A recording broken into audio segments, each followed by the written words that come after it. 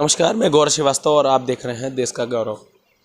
आज हम बात करने वाले हैं देश के सबसे बड़े ऐसे पद की गरिमा रखने वाले और देश में जगह जगह घूमकर अब किसी विशेष पार्टी का प्रचार करने वाले ऐसे व्यक्तित्व के बारे में, जो कि हमारे देश के सर्वोधार हैं और देश को एक विशेष गति देने का काम करते हैं। आज हम बात करने वाले हैं देश का प्रधानमंत्री या फिर देश का प्रचार मंत्री। जिस तरीके से हमारे देश के संवैधानिक पद प्रधानमंत्री हो या गृह मंत्री हो या फिर अन्य किसी भी रक्षा मंत्री हो, वित्त मंत्री हो, ये हमारे देश के संवैधानिक पद होते हैं। हमारे देश के 132 करोड़ जनता के लिए भले उसने वोट दिया है या नहीं दिया है, यदि चुन करके आया है तो वह उनका प्रतिनिधि है, उनका जनसेवक है।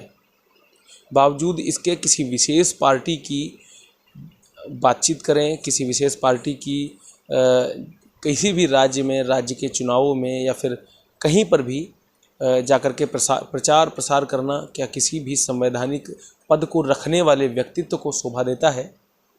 क्या हमारे प्रधानमंत्री को किसी भी दलगत जा कर के किसी भी विशेष पार्टी का प्रचार प्रसार करना चाहिए?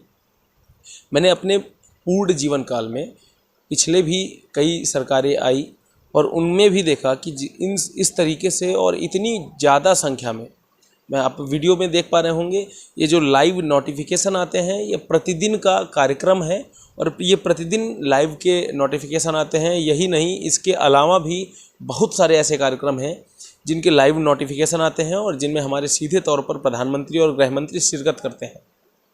और ताज्जुब की बात यह है कि देश में कोरोना की स्थिति है, देश में लॉकडाउन की स्थिति है, लोग भयभीत हैं कि कहीं ऐसा ना हो लॉकडाउन लग जाए, कई लोग भयभीत हैं कि कहीं ऐसा ना हो मेरा रोज़गार चला जाए, लोग भयभीत हैं कि लोग हमारे व्यापार पर कुठाराघात ना हो जाए लॉकडाउन की वजह से। बावजूद इसके किसी विशेष राज्य में इस तरीके की दैवीय शक्तियाँ मौजूद हैं, वहाँ पर कोरोना की सारी गाइडलाइंस फेल हो रही हैं।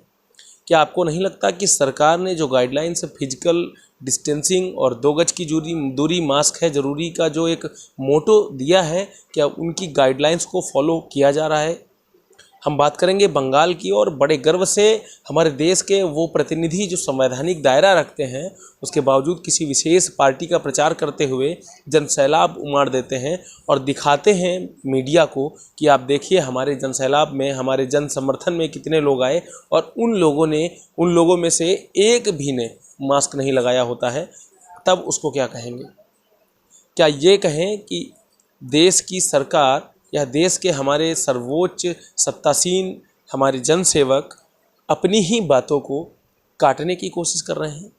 या फिर जो कोरोना की गाइडलाइंस हमारे प्रधानमंत्री जी कितने करोड़ों लाखों करोड़ों रुपए खर्च कर रहे हैं, जिसके विज्ञापन के लिए और प्रचार प्रसार के लिए आप हम किसी को फ़ोन करेंगे तो कंटिन्यू विज्ञापन प्रसारित किया जाता है और पिछले 1 साल से चल रहा है, तो इसका भी पैसा जाता है।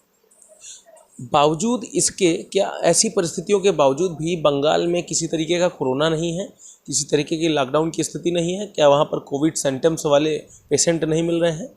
कैसे हो रहा है? जहाँ पर चुनाव होते हैं वहाँ से कोरोना चला जाता है, कोरोना वायरस ख़त्म हो जाता है, और जहाँ पर चुनाव होता है, जहाँ पर चुनाव नहीं होता है वहाँ पर लॉकडाउन की स्थितियाँ उत्पन्न हो जाती हैं। देश की जनता को समझने की ज़रूरत है। आपको जो गाइडलाइंस दी जा रही हैं उनको हमारे देश के सेवक, हमारे जनसेवक फॉलो कर रहे हैं या फिर नहीं? और ये आप स्क्रीन पर देख पा रहे होंगे जिस तरीके से मैं अपने छत्तीसगढ़ में शहीद हुए उन सीआरपीएफ के जवानों को श्रद्धांजलि देना चाहता हूँ, जिनके घर आज वीरान हो चले हैं, जिनकी महिलाएं विधवा हो गई हैं, बच्चियां बिना बाप के बेसहारे हो गई हैं, और बावजूद इसके सरकार सिर्फ सांत्वने पर सांत्वने देती रही है।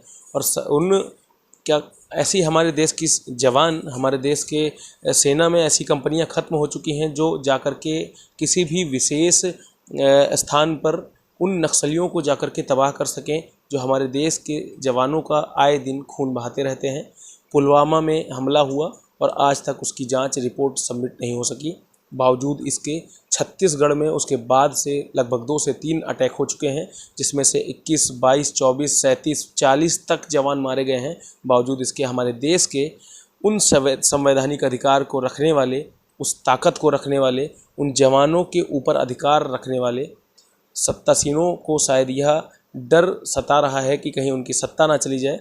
और ये स्पष्ट तौर पर सिद्ध होता है, आप हमारी स्क्रीन पर देख पा रहे होंगे कि वहाँ के लोकल बीजेपी एमएलए साफ तौर पर पकड़े गए हैं। उन्होंने उन नक्सलियों को ट्रैक्टर उपलब्ध कराया था और उन जवानों को बंद करने के लिए, उन जवानों को तबाह करने के लिए उस ट्रैक्टर को उपलब्ध कराया था, जिससे वह हैंड ग्रेनेड और अन्य भी हथियार लेकर के गए, हमारे देश के जवानों का खून बहाया। तो समझने की ज़रूरत है और जानने की ज़रूरत है कौन देशभक्त है, कौन राष्ट्रभक्त है और कौन हमारे देश को कंधे से कंधा दे रहा है, कौन हमारे देश को सुरक्षित बचा रहा है। जानने की ज़रूरत है। तब तक के लिए हमारे साथ आप बने रहिए।